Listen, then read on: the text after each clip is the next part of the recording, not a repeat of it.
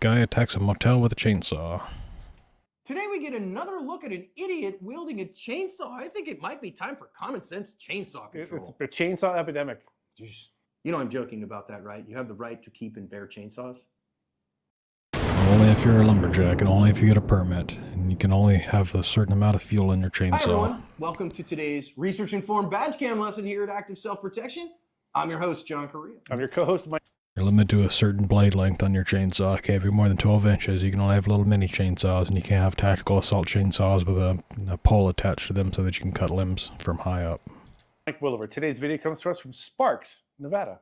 BakerTargets.com is where I get the targets you see. It's like I say about firefighters. We should limit fire extinguishers to where people can only have small capacity fire extinguishers. Because, like, we already have the fire department. What do people need fire extinguishers for? Just call the fire department and let them handle it.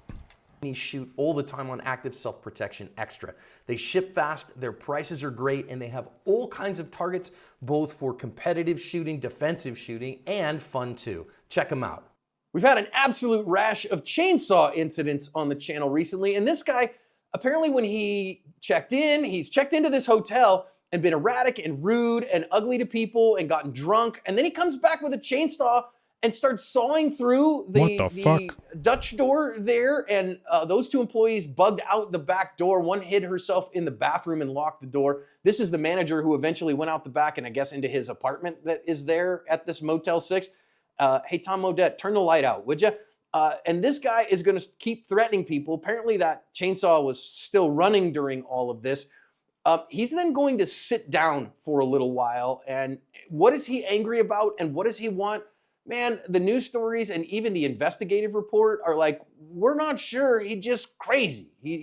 If somebody threatens me with a chainsaw, man, they're getting a quick dose of lead. He just is gone non-compass menace and is attacking things. Well, what he's going to eventually do here is go outside of the office here. So they called 911, of course, from their mobile devices. Nobody can compete with Asmongold when it comes to eyebrow movement, though. That dude fucking speaks with his eyebrows. Even when he's not speaking, you can tell what he's thinking just by his eyebrow movement. And then he's going to go outside, and the first room on the other side of the office here, he's going to start attacking that door with the chainsaw as well. And again, if you go read the news stories, he had some kind of a previous beef, like he'd started yelling at the person in that room and they'd closed the door. That was an occupied room in the moment as well.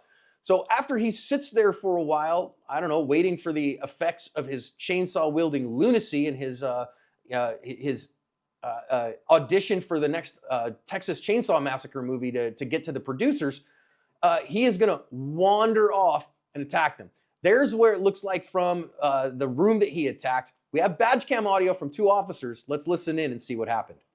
He's not very good with a chainsaw. Where'd he go? If you wanted to break down a door with a chainsaw, would you go after the handle or the door or the frame or the fucking window? Where's he at?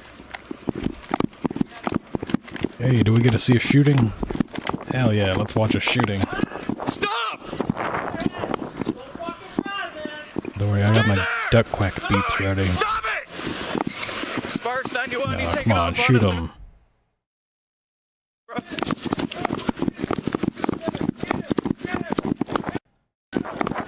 Especially if it's a metal door, like I imagine those hotel doors were.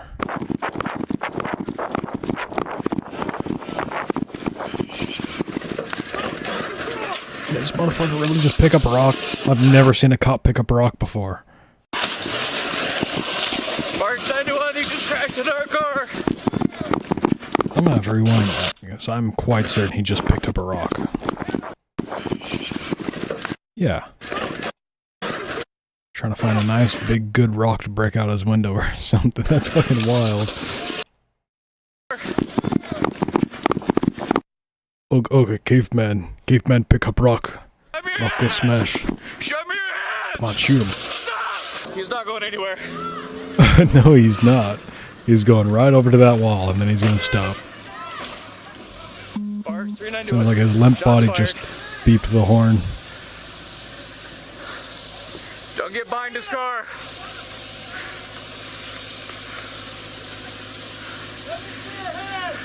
Yeah, I don't think he can show you his Officers hands. are code 4. He's into the brick wall at the smog It's shop. a cinder block wall, but yeah. Stay back. Stay back. We're good. Get back. Is he moving?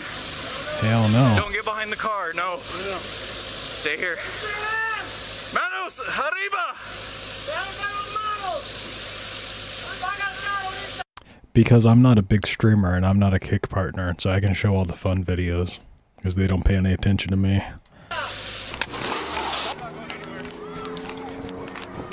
That way the YouTube censors are happy because I'm randomly placing duck quacks over the gunshots. No, they aren't, motherfucker.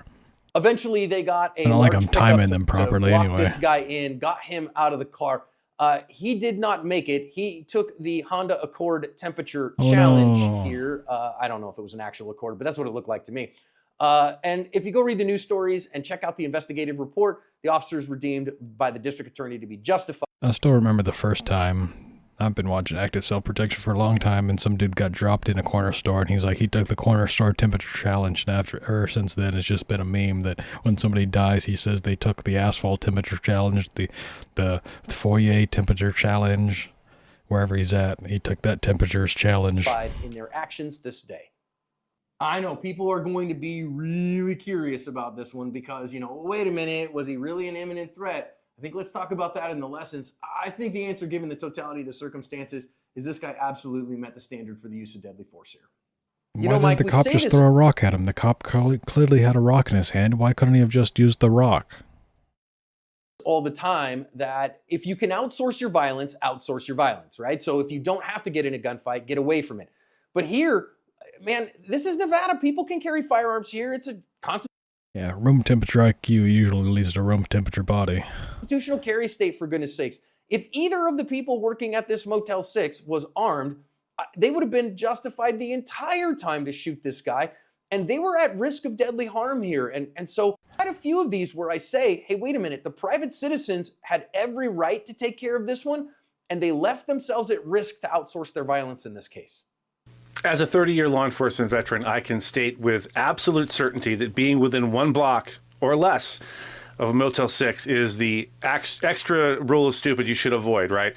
If you work in a Motel 6 in the manager's office and you're not armed, what are you even doing, quite frankly? Because it's not the old, whistly happy Tom Bodette commercial from the late 80s and early 90s. Motel 6s have a reputation for a reason.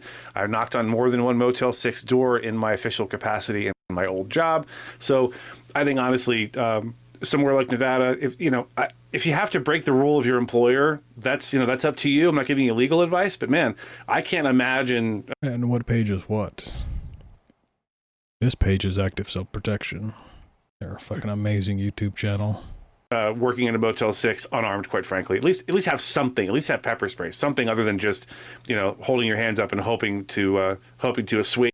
Love active self-protection because they give you these breakdowns at the end that tell you if you're in this situation, what you should do and what you shouldn't do, and things like that. Whether or not it was a good shoot or bad shoot, if it's justified, if it falls under the letter of the law.